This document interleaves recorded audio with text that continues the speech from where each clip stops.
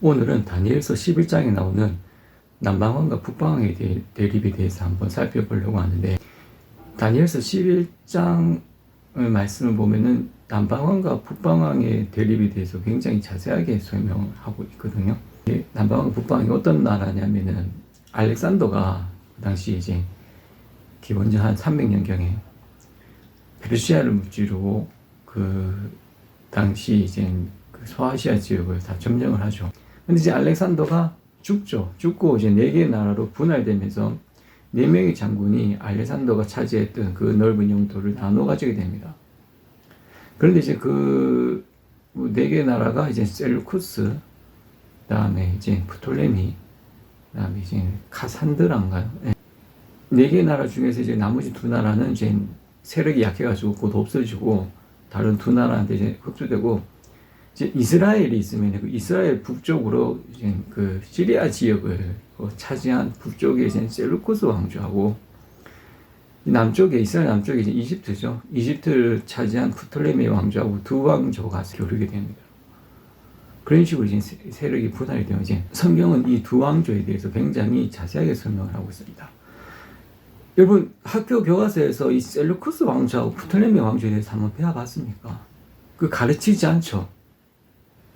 이 2 나라의 역사는 사실 세계 역사에서 그렇게 중요한 비중을 차지하는 게 아닙니다. 학교에서도 이거 가르치지 않고, 뭐 이제 역사를 전공한 사람들이나, 그것도 그리스 역사에 대해서 그쪽 분야에 전공한 사람들이나 이거 뭐 배우고 하는 거지, 이거 뭐 그렇게 세계 역사에서 그렇게 중요한 게 아니거든요. 근데 왜 성경은 다니엘서 11장에 이 2 나라의 역사에 대해서 굉장히 자세하게 기록하고 있습니다. 성경은 이스라엘 역사에 대해서 이렇게 다 말씀하시고 계시는 건데, 이스라엘이 아닌 이방 나라의 역사에 대해서 이렇게 자세하게 기록한 데에는 이유가 있겠죠. 이방 나라의 역사에 대해서 다니엘서 11장만큼 이렇게 자세하게 기술한 게 없습니다.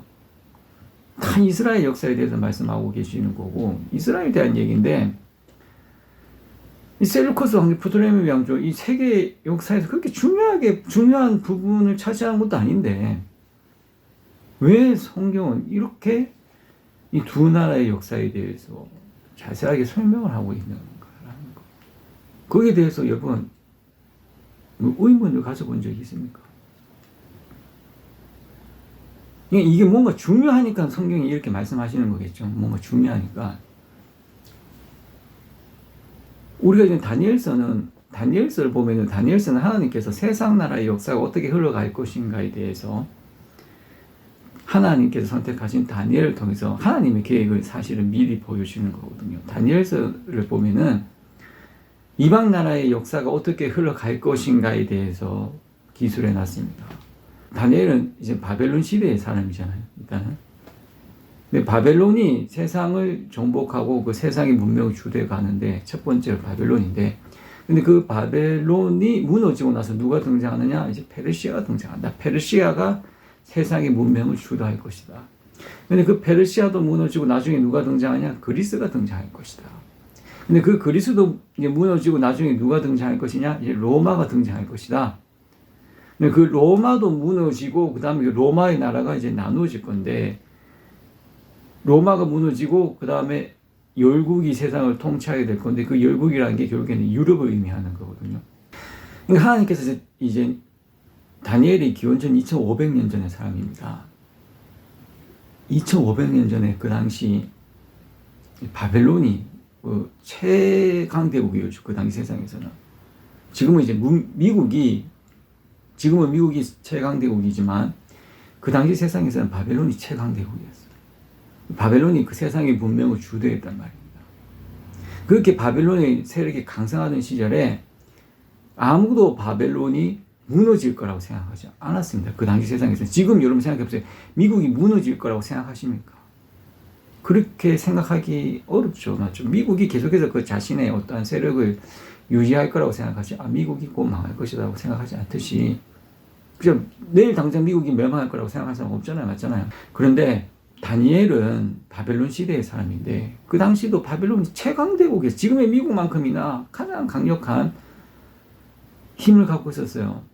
그러니까 바벨론이 무너질 거라고는 아무도 생각 안 하던 때였어요.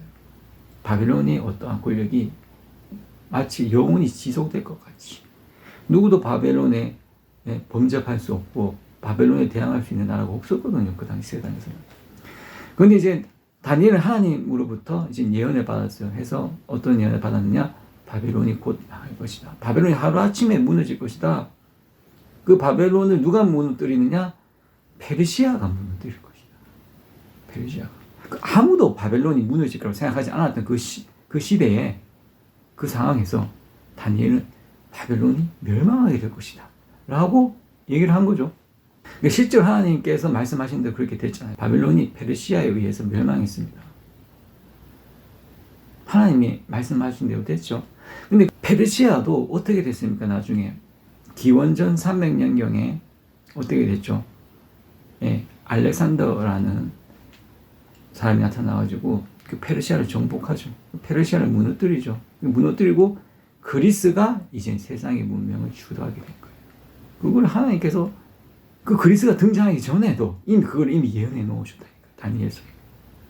그러니까 이제 근데 그리스가 또 최강대국이 되었는데 그리스의 그 권력이 영원히 가느냐? 그렇지 않다라는 거죠. 그리스도 멸망하고 그 다음에 이제 누가 등장하느냐? 로마가 등장한다는 거죠. 실제로 그리스를 무너뜨리고 로마가 세상을 제패했죠. 로마가 최강대국이 되었잖아요. 하나님께서 다니엘에게 말씀하신 예언대로 흘러가는 거예요. 근데 그 로마도 결국에는 어떻게 됐습니까? 무너지죠. 로마가 무너지고 이제 그 로마가 어떻게 됐습니까? 나라가 쪼개지죠. 쪼개지면서 이제 어떻게 됩니까? 유럽이 탄생하게 되는 거죠. 그거를 이미 2500년 전에 그리스가 등장하기도 전에 페르시아가 등장하기도 전에 로마가 등장하기도 전에 유럽이 등장하기도 전에 하나님께서 다니엘을 통해서 미리 이렇게 보여주신 거죠. 그러니까 다니엘서는 이 세상의 역사가 마치 인간이 주도하는 것 같지만은 사실은 세상의 역사를 주관하시는 분은 누구시다? 하나님이시다. 세상의 역사가 인간의 뜻대로 흘러가는 게 아니고 사람은 이렇게 생각하잖아요. 역사는 인간이 만들어 간다라고 생각하잖아요. 그렇잖아요. 우리가 세계 역사를 배울 때 사람이 이렇게 문명을 주도하고 역사를 만들어가는 걸로 이렇게 인식을 하잖아요. 이게 이렇게 역사가 이렇게 흘러간 게 이게 하나님의 뜻대로 이렇게 된 거라고는 누가 생각합니까? 아무도 그렇게 생각 안 하거든요, 사실. 그냥 우연히 이렇게 됐다. 뭐 그냥 이렇게 서로 이렇게 싸우고 뭐 어떻게 하다 보니까 이런 식으로 흘러왔다라고 하지만 그게 아니라는 겁니다. 세상의 역사가 그냥 이렇게 흘러가는 게 아니고 그냥 어쩌다가 이렇게 된 게 아니고 세상의 역사에 대해서 하나님께서 미리 정해놓으신 게 있다는 겁니다. 그리고 이 세상의 역사는 하나님께서 그렇게 정해놓으신 대로 흘러가는 거지 사람이 주도하는 게 아니라는 거예요. 그게 사실은 다니엘서가 말씀하는 거거든요. 여러분들이 일과표를 만들잖아요. 또 하루 계획표 이런 걸 만들면은 뭐 오늘 아침에 몇 시에 일어나서 점심에 뭐 하고 뭐 저녁에 뭐 하고 이런 거 다 이렇게 정해 놓잖아요. 여러분 그게 내가 해야 할 일을 예언해 놓은 겁니까? 내가 나중에 무언가를 할 것이다라고 그걸 예언한 거예요? 아니잖아요. 그렇죠? 내가 하루를 내가 쓰는 거잖아요. 내가 어떻게 하루 어떻게 쓸 것인지 내가 이렇게 계획해 놓고 그 계획대로 하는 거지. 내가 그 계획대로 했다고 해가지고 내가 한 예언이 맞았다. 이거 아니잖아요. 그렇잖아요. 마찬가지로 다니엘서가 그 단순히 예언이라고 생각하면 안 돼요. 이게 예언이 아닙니다. 물론 예언이기도 하겠지만 이게 하나님의 계획이라는 거예요. 하나님께서 창세 전부터 이미 세상 역사를 이렇게 흘러가도록 계획해 놓으셨다. 하나님의 계획을 보여주는 거예요. 다니엘서가. 하나님께서 세상 역사가 아무렇게나 흘러가도 그냥 방치해 두시는 게 아니고 그냥 인간들이 그 자기들끼리 역사를 만들어 가도록 내버려 두시는 게 아니고 하나님께서 정해놓으신 계획이 있으시단 말입니다. 그 계획대로 세상의 역사가 흘러가도록 이끄신단 말입니다. 그리고 그 하나님의 계획을 미리 보여주는 거예요. 다니엘서에서. 그래서 하나님께서 세상의 역사가 어떻게 흘러갈 것인가를 계획해 놓으셨는데 그게 바벨론이 처음에는 세상의 문명을 주도해요. 그 다음에 페르시아가 나타나서 그걸 문명을 주도하고, 그 다음에 그리스가 나타나서 문명을 주도하고, 그 다음에 로마, 그 다음에 유럽으로 하나님께서 정해놓으셨다는 거예요. 그렇게 되도록 그게 예언이 아니고 이렇게 흘러갈 것이다. 야, 성경이 이걸 맞췄네? 신기하네? 대단하네? 이게 아니고 계획이라는 겁니다. 그게 하나님의 계획. 그러니까 실제로 우리가 역사를 보면 하나님의 계획대로 됐습니까? 안 됐습니까? 됐잖아요. 그거 다 봤잖아요. 아, 그러면 이걸 보면서 어떻게 생각해야 되느냐? 아, 세상의 역사가 인간이 주도하는 줄 알았는데 그게 아니네. 하나님께서 주도하시는 거고 세상 역사에 대한 하나님의 계획이 있으시구나. 하나님께서 세상의 역사를 주도하시는 거고 하나님의 뜻대로 세상의 역사가 흘러가는 거구나. 세상의 역사를 인간이 주도하는 게 아니구나라는 걸 알아야 돼요. 그리고 하나님께서 이렇게 하나님의 계획대로 역사를 주관해 오셨다면은 과거에 이렇게 했다면은 앞으로도 어떻게 되겠어요? 앞으로도 그렇게 되겠죠. 앞으로도 하나님께서 정해놓으신 계획대로 세상의 역사가 흘러갈 거 아닙니까? 그렇잖아요. 이때까지 그렇게 하나님의 계획대로 흘러왔으니까 마지막 때도 하나님께서 정하신 계획대로 세상의 역사가 흘러가는 거지 인간이 주도하는 게 아니란 말입니다. 인간의 뜻대로 흘러가는 게 아니란 말이에요. 그래서 앞으로 세상이 어떻게 될 것인가를 알려면 어떻게 해야 돼? 성경을 봐야 돼. 성경이 그 하나님의 계획이 나와 있거든. 이 세상에 대한 하나님의 계획이 성경에 다 있어요. 그리고 그 하나님의 계획대로 세상의 역사가 흘러가는 거예요. 그래서 앞으로 세상이 어떻게 될 것인가? 성경을 봐야 돼. 자기 머리로 이거를 유추하고 생각하려고 하면 안 돼요. 미래학자들 많잖아요. 미래학자들이 앞으로 미래가 어떻게 될 것인가 다 분석하고 하는데 그거 뭐 성경 보고 하는 겁니까? 그 자기 생각대로 말하는 거예요. 자기 나름대로의 어떠한 추리 이런 거 하는데 그게 맞습니까? 그거 다 틀려요. 그 맞는 거 하나도 없습니다. 여러분 미래학자들이 이렇게 미래에 대해서 예언한 것 중에서 뭐 맞는 게 있습니까? 그거 다 틀렸어요. 부분 거의 다 틀립니다. 맞는 게 없어요. 하나님의 계획대로 흘러가는 거기 때문에 자기 생각과 판단으로 미래가 어떻게 될 것이냐 판단 그 아무 의미 없어요. 아무 가치가 없어요. 그거.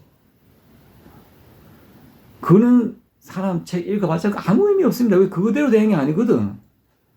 이 다니엘서가 굉장히 중요합니다. 세상 역사에 대한 하나님의 계획을 담아놓은 책이 다니엘서예요. 근데 대부분의 목사님들은 몰라. 이걸 중요하게 생각하지 않아. 이게 굉장히 중요한 건데 이걸 중요하게 여기지 않아요. 이거를 사람들이. 그래서 여러분 목사님들이 뭐 다니엘서 11장에 대해서 이렇게 뭐 설교 말씀하시는 거 그렇게 봤습니까? 다니엘서에 대해서 목사님들이 다니엘서에 대해서 별로 그렇게 설교하지 않아요. 그냥 뭐 하나님 앞에 어떻게 하면 복 받는가? 아브라함이 하나님 앞에 복을 많이 받았으니까 아브라함이나 뭐 이런 사람들처럼 교회 가면 다 복 받는 얘기밖에 안 해요. 하나님께서 세상에 대한 하나님의 계획이 어떤지 앞으로 세상이 어떻게 하나님께서 정해놓으신 계획대로 흘러갈 것인지 그런 거를 분석하고 성경 말씀을 깨달아가지고 얘기해 주는 사람이 없습니다. 굉장히 중요한 건데 그 사람들이 세상이 어떻게 흘러갈지 모르는 거야. 미래에 대한 막연한 불안감을 가지고 있죠. 올바르게 지도하지 못하니까 그러면서 그냥 이 세상에서 그냥 복 받고 잘 되고 뭐 그런 것만 강조하고 얘기하니까는 뭐 의미 있습니까? 목사님들은 몇 번 만나봐서 이렇게 얘기를 해봤어요. 이게 앞으로 이제 세상 역사가 이렇게 될 것이다. 얘기하면 못 알아먹어. 목사님들이 무식합니다. 여러분, 대한민국 목사가 굉장히 무식해요. 뭐 좋은 대학교를 나왔든 안 나왔든 그걸 떠나가지고 여러분 보통 대형교회 목사님들 보면은 미국에서 유학하고 온 사람들입니다. 대형교회 목사님들은 학력을 굉장히 중요하게 보기 때문에 미국에서 다 유학하고 예, 미국 대학 나오고 뭐 신학 박사 타고 그런 사람들이 다 대형교회 목사하거든요. 그런 사람들이 똑똑한 줄 압니까? 예, 유명한 대학 나왔다고 해가지고 그 사람들이 똑똑하고 하나님의 말씀을 올바르게 가르치고 그럴 줄 아십니까? 그렇지 않아요. 무식합니다. 정말 무식해요. 아무것도 몰라. 그냥 자기네들이 그냥 배운 대로 그냥 세뇌 교육 한다 그냥 세뇌 교육 그냥 세뇌 교육 당한 거야. 그냥 외운 거야. 그냥 성경 말씀 가르치는 대로 달달달 외워가지고 자기 외운 대로 그냥 가르치는 거지 아무 생각이 없습니다. 아무 생각이 없어. 그냥 열심히 잘 외운 사람이 좋은 대학 나오고 좋은 대학 졸업하는 거예요. 스스로 생각하고 판단하고 분석하는 게 아니란 말이에요. 그냥 가르쳐준 대로 열심히 많이 외운 거야. 잘 외웠어. 잘 외웠으니까 졸업해가지고 좋은 대학 나와가지고 미국에 있는 유명한 좋은 진학 박사 따가지고 대형 교회 가가지고 목회를 하는데 자기 생각 없이 자기 판단 없이 열심히 기도하지 않고 성경 말씀에 대해서 깊이 묵상하지 않고 그냥 가르쳐준 대로 그냥 열심히 그냥 외우기만 해가지고 박사학위 따가지고 목사가 되다 보니까는 무식해. 정말 무식합니다. 아무 생각이 없어요. 남이 이렇게 올바르게 가르쳐주지 않는 이상은 자기 스스로 뭔가를 깨달아가지고 얘기해 주는 게 아니고 그냥 성경 말씀 그냥 사람들한테 좋은 얘기하고 그냥 복 받는다 얘기하고 사람들 기분 맞춰주면서 인기나 얻고 교회 그런 식으로 사람들이나 끌어모으려고 하지 정말로 올바른 진리를 알아가지고 그 진리대로 올바르게 지도하는 사람이 없습니다. 무식해. 정말 무식해. 무식하니까 모르는 거예요. 다니엘서 11장이 얼마나 중요한 장인지도 모르고 앞으로 세상 역사가 어떻게 흘러갈 것인지도 모르고 앞으로 세상 역사가 이렇게 흘러갈 거니까는 이렇게 준비해야 됩니다 라고 얘기해 줘야 되잖아요. 하나님의 계획을 알아가지고 모르는 거야. 아무도 그걸 가르쳐 주지 않았거든. 자기도 생각이 없거든. 무식하거든. 봐도 몰라. 성경 말씀 읽어도 이게 뭘 의미하는지 무엇을 나타내는지 몰라요.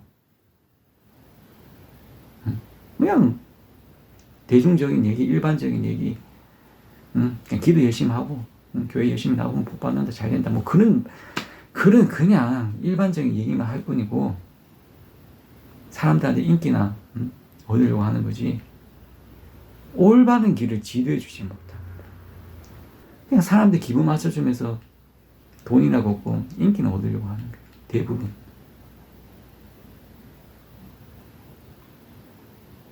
무식해요. 무엇보다. 너무 무식해. 암만 생각해도 무식한 거예요. 암만 생각해도 무식해. 자, 그래서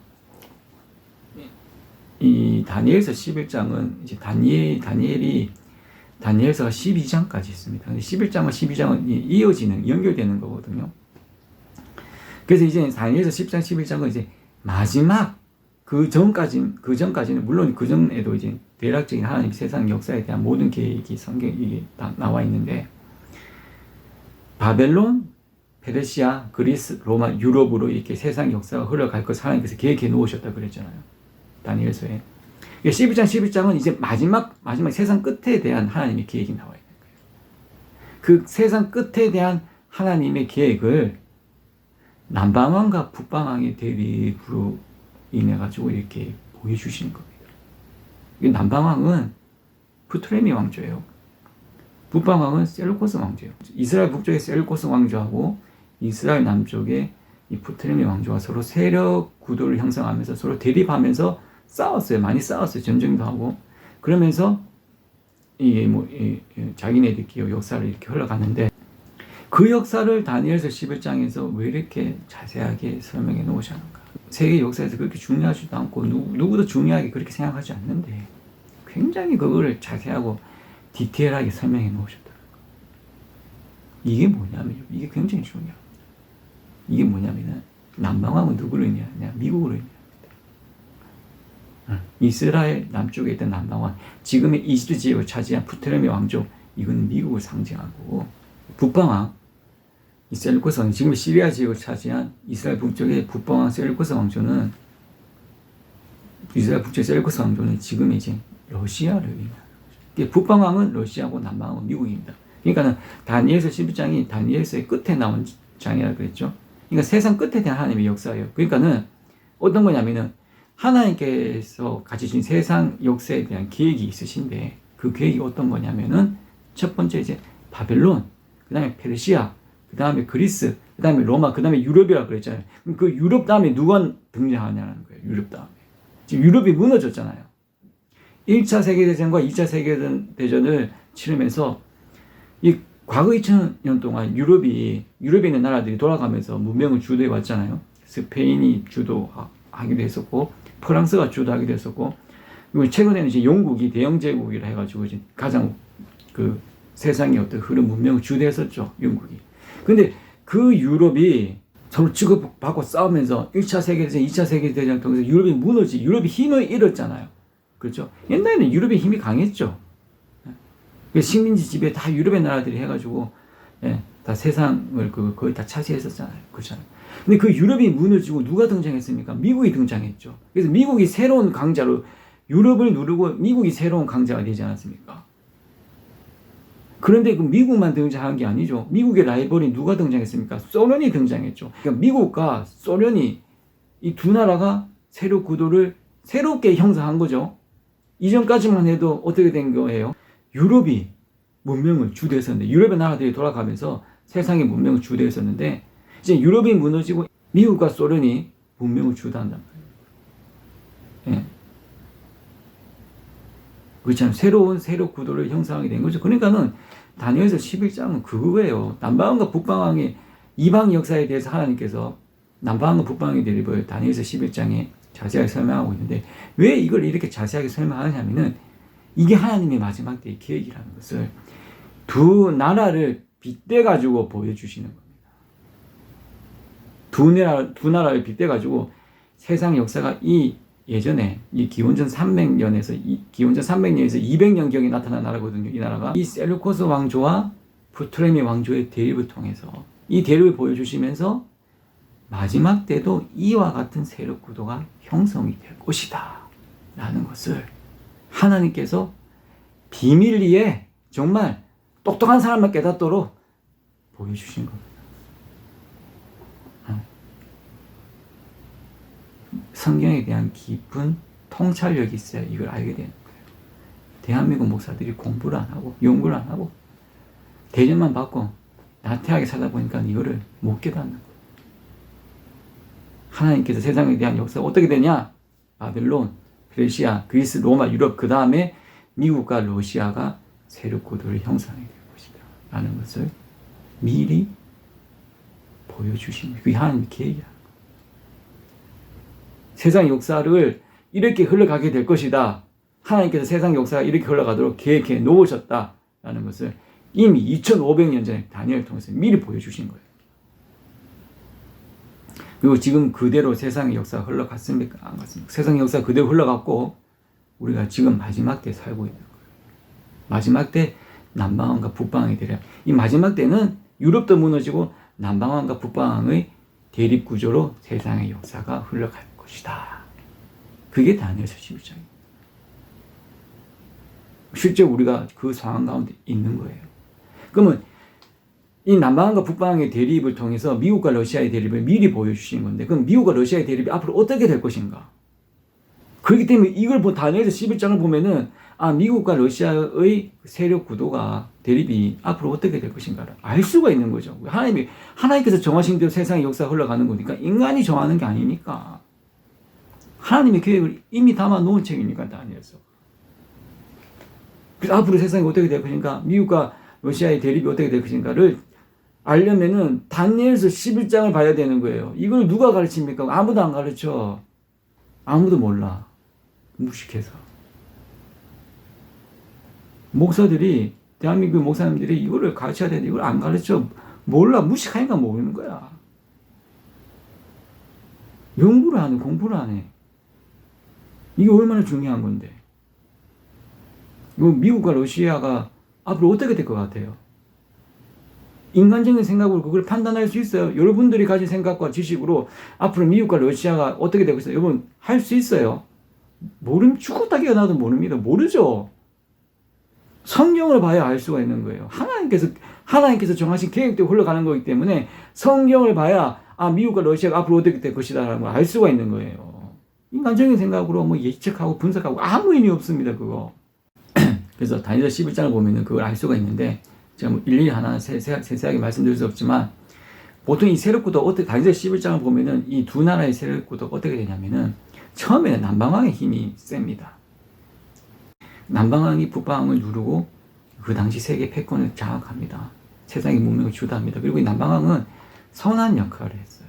굉장히 학문을 사랑했고 문명을 발전시켰고, 그래서 우리가 이제 프토레미 왕조가 이집트 지역에 있는데 그 이집트의 수도가 어디냐면 알렉산드리아거든요. 그래서 알렉산드리아 도서관이라고 혹시 한번 들어보실지 모르겠지만 그게 굉장히 많은 서적들을 갖고 와가지고 보관해 놓고, 네, 세상에 있는 모든 서적들을 보관해 가지고 학문의 중심지가 됐어요. 네. 문명의 중심지, 학문의 중심지, 경제의 중심지 역할을 그 당시 이 프토레미 왕조가 했었습니다. 그래서 이스라엘도 이 프토레미 왕조하고 친했어요. 이 남방왕의 힘이 강할 때, 프토레미 왕조의 힘이 강할 때는 이스라엘도 이 프토레미 왕조 편에 있었습니다. 그러면서 많은 유대인들이 이 이집트로 건너가가지고 거기서 공부도 하고, 마찬가지로 그 프토레미 왕조의 발전을 이끌고 그리고 많은 역할을 했었거든요. 유대인들도 그 당시 세상에. 그 이 프토레미 왕조가 한 결정적인 일이 뭐냐면은 이제 그 당시 성경을 번역하는 일을 했었어요. 성경이 그때 히브리 말로만 적혀 있었거든요. 구약 시대 때 성경이 당연히 히브리 말로 적혀 있었죠. 근데 그거를, 그러니까 이방 사람들은 그 성경을 읽을 수가 없었던 거죠. 이스라엘 사람들의 말로 이게 적혀 있으니까는. 근데 이제 그 당시 이제 알렉산더가 세상을 정복하면서 그리스 문화를 세상에 다 전파했다고 하잖아요. 그러면서 그리스가 그 당시 세상의 공용어가 되었습니다.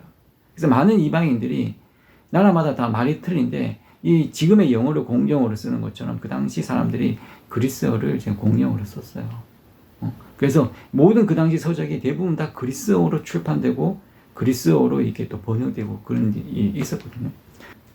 그래서 이제 그 프토레미 왕조가 이 성경을 그리스어로 번역하는 작업을 합니다. 그래서 그때 이제 성경이 그리스어로 번역이 됐어요. 그래서 이방 사람들도 성경에 대해서 알 수 있게 되었고, 예수님이 오셨을 때에도 그리스어, 이때 번역된 그리스어 성경을 읽으셨다라고 해요. 그래서 이 그리스어로 성경이 번역됨으로 인해 가지고 이방 사람들한테도 성경이 전해지게 되었고, 이방 사람들이 성경을 읽고 복음을 받아들이는 굉장히 중요한 역할을 했었죠. 그러니까 프토레미 왕조가 굉장히 좋은 역할을 했었어요. 그 당시 세상에서는. 지금의 미국 같은 역할을 한 거죠. 근데 나중에 되면 어떻게 되냐면 이 북방왕의 힘이 세집니다. 셀루쿠스 왕조의 힘이 세지는데 셀루쿠스 왕조는 좀 잔인한 나라였어요. 힘만 내세우는 그러한 나라였거든요. 그래서 남방왕을 무찌르고 이 북방왕이 그 당시 세계 패권을 장악하게 됩니다. 그때 이제 이스라엘도 어떻게 되냐면은 북방왕의 편에 붙게 되는 거죠. 그러니까 얘네들이 자발적으로 북방왕의 편에 붙은 게 아니고 얘네들이 힘이 세니까는 서로 왔다 갔다 하면서 세력 구도를 형성할 거 아닙니까? 중간에 지금 이스라엘이 끼어 있단 말입니다. 북쪽에 셀루코스 왕조가 있고 남쪽에 이집트 왕조가 있고 그 사이에 이스라엘이 끼어 있거든요. 얘네들이 왔다 갔다 하면서 자꾸 싸우는데 이스라엘이 그 중간에 끼어 있으니까는 북방왕의 힘이 세지면 결국에는 북방왕 편에 붙을 수밖에 없는 거예요. 북방왕, 그러니까 셀루코스 왕조 입장에서 이스라엘이 이집트로 가는 남방왕으로 가는 길목에 있으니까는 이스라엘을 차지해야 이집트를 칠 수 있을 거 아닙니까? 그렇죠. 그래서 이제 이스라엘이 자발적으로 북방왕에 붙은 게 아니고 원래는 이제 남쪽에 프토레미 왕조하고 친했는데 북방왕의 힘이 세지니까는 북방왕이 이제 강제로 사실상 이집트를 자기의 어떠한 식민지로 삼은 거죠. 셀루코스 왕조가 북방왕 편에 붙게 되었는데 자기 마음에 안 든다고 굉장히 이스라엘을 박해했었어요. 그런 역사를 가지고 있단 말입니다. 근데 이제 이러한 세력구도 처음에는 남방왕이 강하고, 그리고 남방왕은 좋은 역할, 선한 역할을 했었고, 해서 나중에 이제 북방왕의 힘이 세지고, 북방왕은 어떻게 되느냐? 이스라엘을 박해한다. 그런 한 세상에, 이 다니엘서 11장을 보면 그런 식으로 이렇게 흘러갑니다. 그걸 설명해 놓으셨어요. 그러니까 이제 그 다니엘서 11장을 보시면서, 어떻게 예언이 다 맞았네. 이게 아니고. 이게 하나님의 어떠다 계획이고 마지막 때도 이렇게 똑같이 세력 구도가 흘러갈 것이다.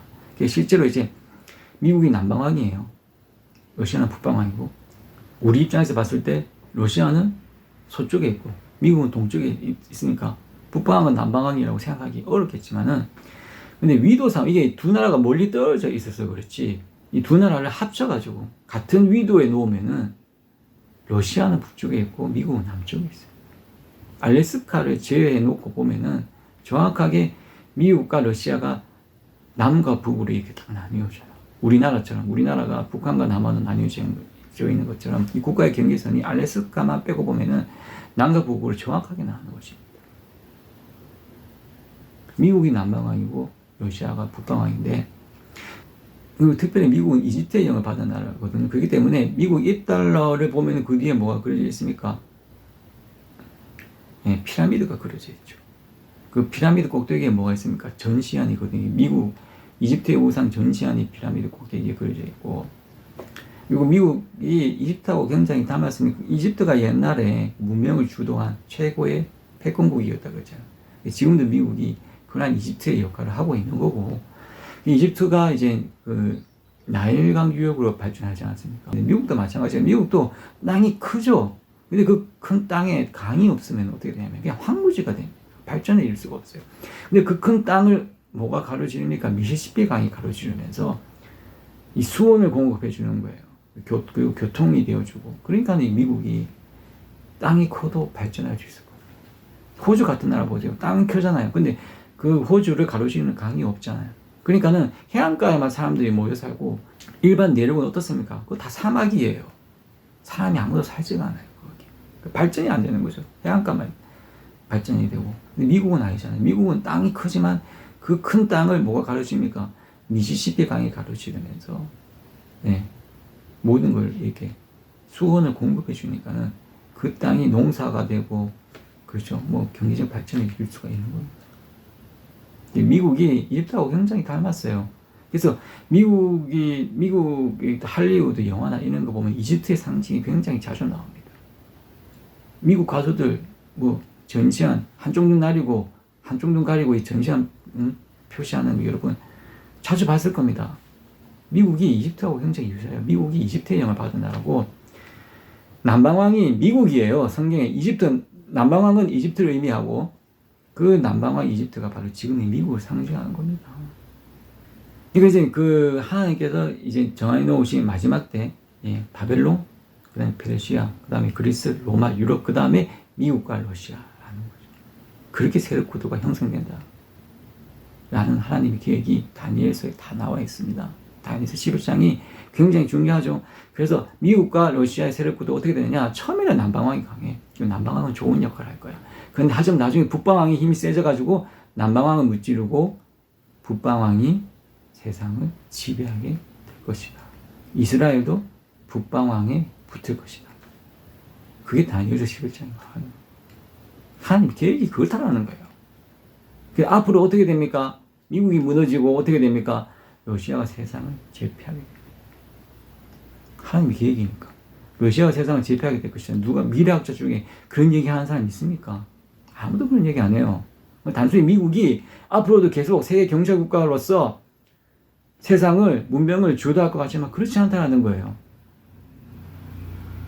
인간의 뜻대로 흘러가는 게 아니고 하나님께서 정하신 계획대로 흘러가는 거거든. 하나님께서 그렇게 정해 놓으셨는데 인간이 바꿀 수 있습니까? 그래서 미국은 좋은 역할을 했죠. 미국이 처음에는 선교 강국이었잖아요. 많은 선교사들 파견했고 우리나라도 미국이 보내준 선교사들 때문에 복음을 받아들이고 복음화가 될 수가 있었죠. 미국이 그리고 굉장히 이제 그 문명이 미국이 학문을 장려하고 유명한 대학교 다 미국에 있죠. 경제적도 굉장히 경제적으로 발전을 했고 세계 최고의 경제대국이고 군사적으로도 최고의 군사 강국 아닙니까? 근데 그 미국이 러시아에 의해서 무너지게 될 것이야. 지금은 이제 아직까지 미국이 패권국으로서 힘을 차지하고 있지만은 나중에 되면 어떻게 된다? 러시아가 미국을 무찌르고 러시아가 세상을 정복하게 됩니다. 그게 하나님께서 정하신 계획이다. 계획이 될 것이다.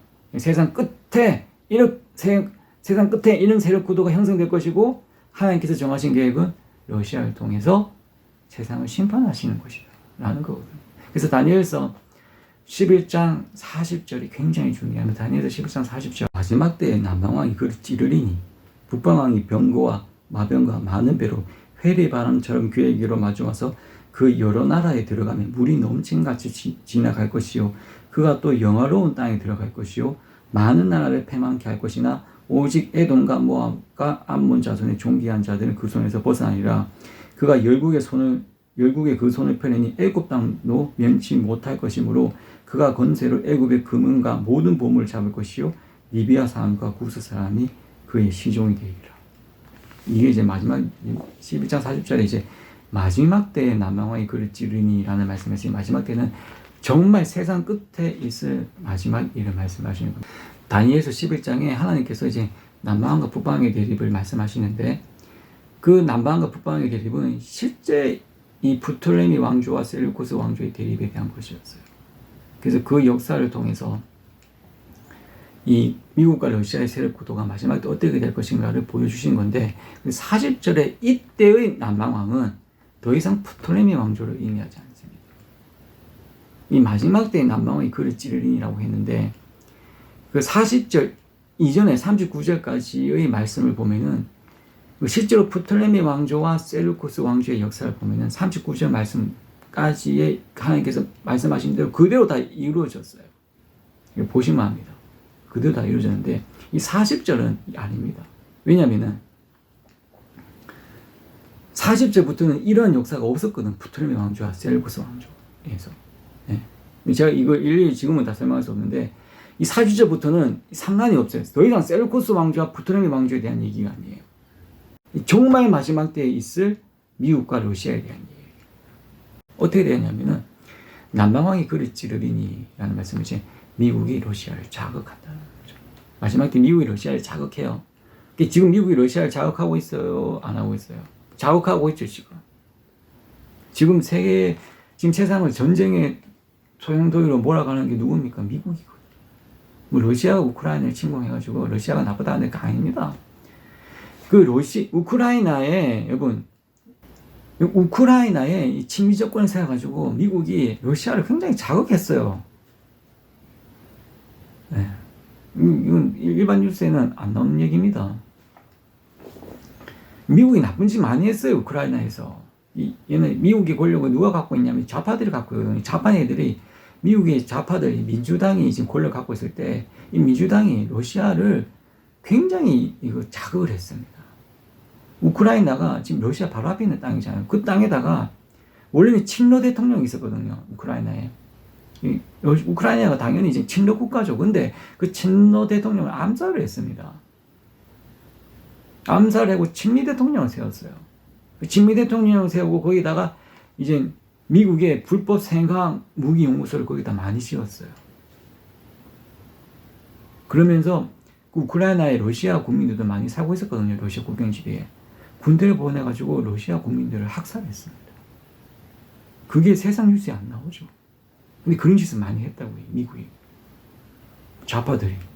미국 땅에서. 아니, 우크라이나 땅에서. 그러니까 러시아가 그걸 가만히 보고 있을 수 있습니까? 자기 국민들을, 우크라이나 땅에 살고 있는 자기 국민들을 학살하고 거기다가 불법 생물연구소 지어가지고 이 불법 테러를 할 수 있는 거예요. 생화학 테러를. 그리고 자기 다 짓고 친미 대통령이 돼가지고 친미 행보를 보이면서 나토에 가입하겠다 그러고 러시아가 가만히 어떻게 두고 보고 있을 수 있습니까? 네. 생각해보세요. 러시아가 지금 지금 미국하고 캐나다가 붙어 있잖아요. 캐나다 대통령을 암살하고 거기다가 친러 대통령 세우고 거기다가 이제 자기 무기 공장 세우고 그러면 미국이 가만히 있겠습니까? 근데 그 짓은 미국이 우크라이나에서 한 거예요. 그러니까 러시아가 우크라이나 침공한 거거든요. 그러면서 이제 얘네들은 발뺌하는 거죠. 이 좌파 애들이 발뺌하면서 러시아를 무조건 나쁘게 몰아가면서 지금 이게 모든 책임을 러시아에 돌리는데 그렇지가 않습니다. 자세히 알아보면은 나쁜 짓은 사실은 미국이 더 많이 했어요. 사실. 물론 러시아도 좋은 나라는 아니죠. 좋은 나라는 아니더라도 지금 마지막 남방왕이 그랬지. 마지막 때 미국이 지금 좌판에 미국이 썩고 부패했기 때문에 그런 거예요. 미국이 점점 썩어 들어갑니다. 부패해가지고 뭐 세계 평화 이런 거 생각하지 않아요. 자기 마음대로 하는 거예요, 그냥. 그래서 마지막 때 이제 미국이 러시아를 찌릅니다. 찌르면은 자극하면은 러시아가 화가 나죠. 앞으로도 계속 그렇게 이제 미국과 러시아가 서로 대립 구도가 계속 심화될 겁니다. 이제 나중에 되면 어떻게 되냐면 러시아가 이제 화가 난다는 거죠. 화를 참다가 더 이상 못 참고 어떻게 합니까? 미국으로 쳐들어간다는 거죠. 나 갑자기 물에 넘친 같이 지나갈 것이요. 물이 넘친, 물이 여러분 댐이 터지면 어떻게 됩니까? 물이 한꺼번에 쏟아져가지고 홍수가 나면 어떻게 됩니까? 아무것도 다 쓸어가고 남는 게 하나도 없잖아요. 그렇기 때문에 이 말씀이 어떤 말이냐면 러시아가 미국을 쓸어버릴 것이다. 쓸어버리는데 미국만 그렇게 하는 게 아니고 여러 나라에 들어간다고 했잖아요. 그러니까 수많은 나라를 멸망시킬 거라고. 그러니까 미국만 멸망시키는 게 아니고 누구를 멸망시키느냐? 미국의 동맹국도 다 쓸어버린다. 그러니까 미국과 서울협을 러시아가 멸망시킬 것이다 라는 예언입니다. 11장 40절 말씀이에요. 굉장히 중요하죠. 러시아가 미국뿐만 아니라 미국의 동맹국도 다 쓸어버릴 것이다. 또 영화로운 땅에 들어갈 것이요 라는 말씀은, 영화로운 땅은 어디죠? 성경에서 영화로운 땅은 이스라엘이죠.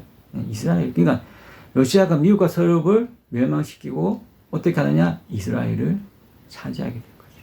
이스라엘을 지배하게 될 것이다. 그러니까 그 하나님께서 남방왕과 북방왕, 셀루코스 왕조와 프토레미 왕조의 대립을 통해서 마지막 때 이스라엘을 미리 보여줬다 그랬죠. 그러니까 실제로 처음에는 남방왕의 힘이 강했는데 그 남방의 힘이 강할 때는 이스라엘도 남방왕 편에 있었는데 나중에 북방왕의 힘이 세지면서 이스라엘이 북방왕의 식민지가 된다. 그게 기본적인 역사의 흐름이거든요. 그래서 지금 마지막 때가 그렇게 될 거란 거예요. 이스라엘이 지금은 미국 편에 있지만은 나중에 어떻게 되느냐? 이스라엘이 러시아에 붙게 됩니다. 그래서 이스라엘이 러시아에 붙게 되면은 러시아가 이스라엘 땅에 들어가가지고 이제 이건 이제 요한계시록을 봐야 알 수 있는데 러시아가 지금 푸틴이 적그리스도예요. 푸틴이 적그리스도인데 푸틴이 이스라엘에서 세상을 다스립니다. 수도를 지금 모스크바잖아요. 아니 더 이상 모스크바를 수도 삼지 않고 예루살렘을 수도 삼고 예루살렘에서 세상을 다스립니다. 그게 성경의 예언에 나와 있는 거예요. 영원한 땅에 들어갈 것이요 많은 나라를 패망케 할 것이나 오직 에돔과 모압과 암몬의 존귀한 자들은 그 속에서 벗어나요. 에돔과 모압과 암몬이 누구죠? 에돔과 모압과 암몬은 이스라엘 주변의 이스라엘 형제들입니다.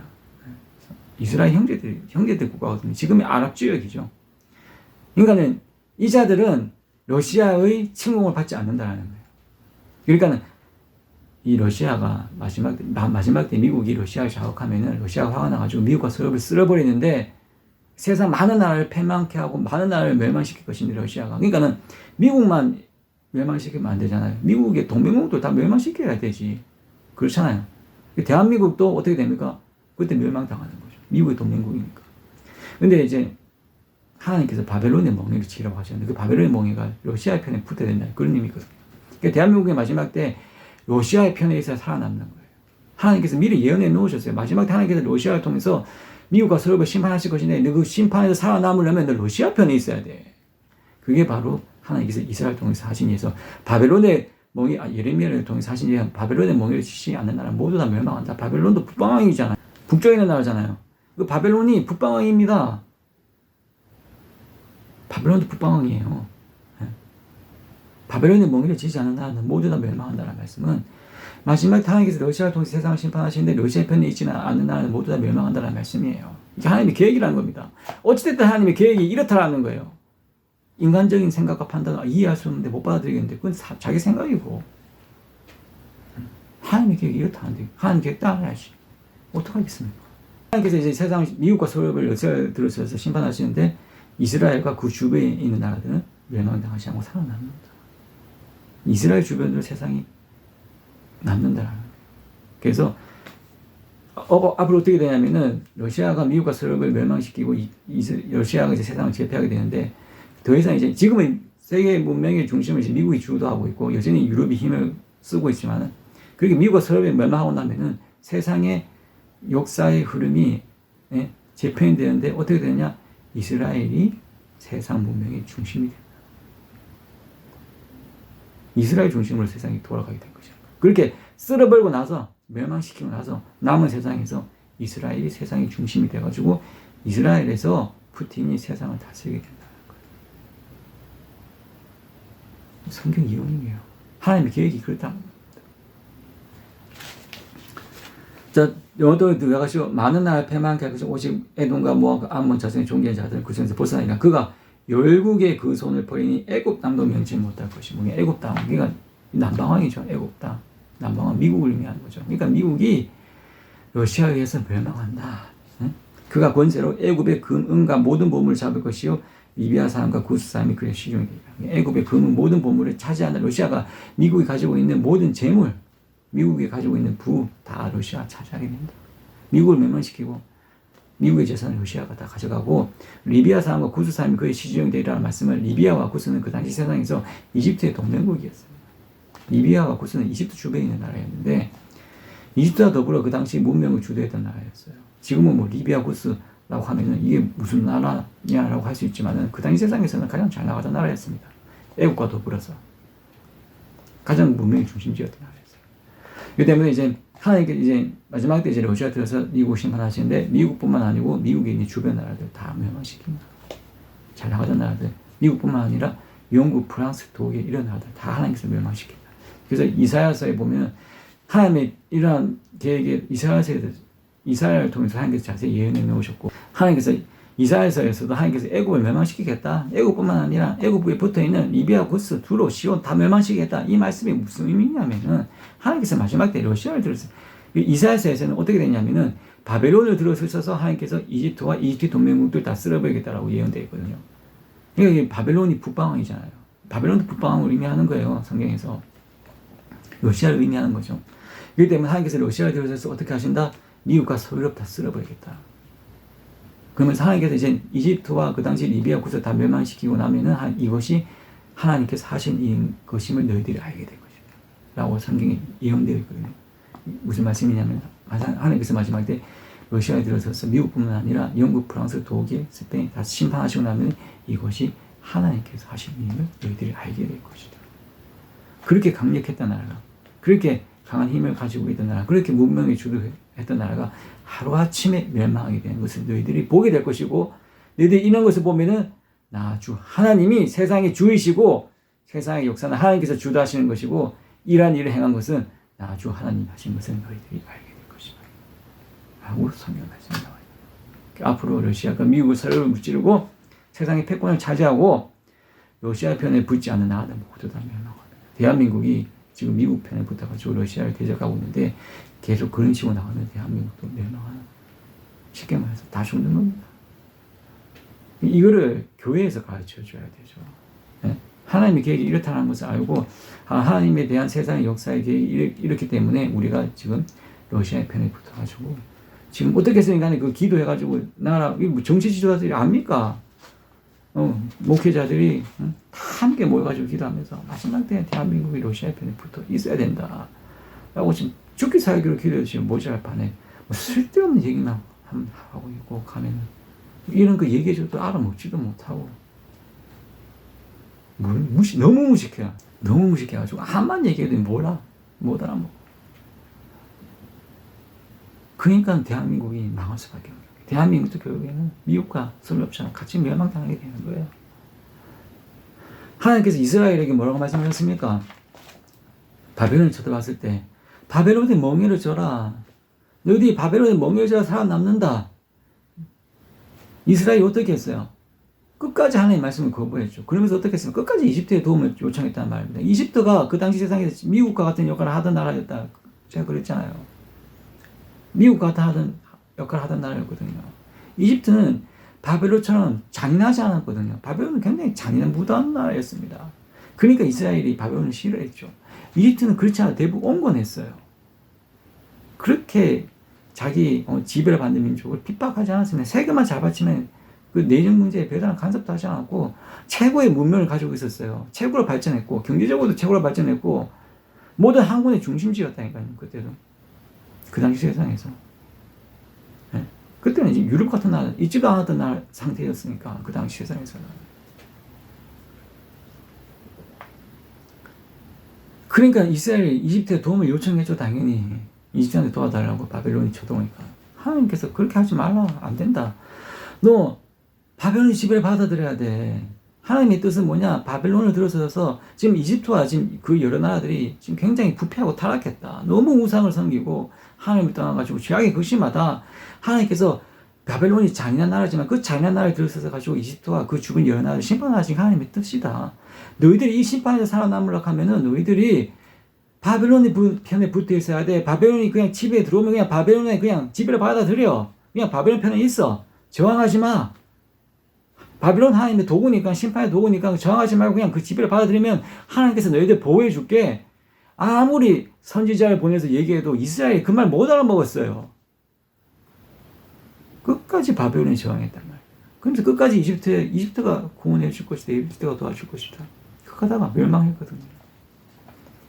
마찬가지, 마지막 때 하나님께서 러시아에 들어서서 지금 미국과 서럽이 너무 부패하고 타락했으니까 마지막 때 하나님의 뜻은 러시아에 들어서셔가지고 미국과 서럽을 심판하시는 거다. 너희들 그 심판에서 살아남으려면 너희들 러시아 편에 있어야 돼. 안 그러면 너희들도 다 죽는 거야. 아무리 얘기해도 알아먹습니까? 못 알아먹는 거야. 답답하다는 거예요. 다 죽는 거예요. 러시아가 핵미사일 하나만 쏴도 대한민국 지도에서 사라집니다. 그게 하나님의 뜻이고 하나님의 계획이라는 거기 때문에 대한민국이 마지막 때 이 심판에서 살아남으려면 어떻게 해야 된다? 러시아 편에 있어야 된다. 근데 이걸 아무도 모른다. 목사들 중에서도 한 사람 아무도 없고 가서 얘기해줘도 알아쳐먹지도 못하고 답답하더라고요. 그래서 여러분들이 기도를 많이 하셔야 돼요. 혹시라도 이 영상을 보고 깨닫는 분이 있으면 그 기도를 많이 하셔야 돼요. 그리고 앞으로 이제 전쟁이 다가옵니다. 세상이 이렇게 편안한 상태가 계속 지속되지 않고 앞으로 3차 대전이 곧 일어나고 많은 사람이 죽습니다. 스가랴서에 이 온 땅에서 3분의 2가 멸절한다고 했어요. 러시아가 러시아가 앞으로 곧 전쟁 나요. 10년 정도 있으면 전쟁 나는데 전 세계 인구 3분의 2가 죽어요.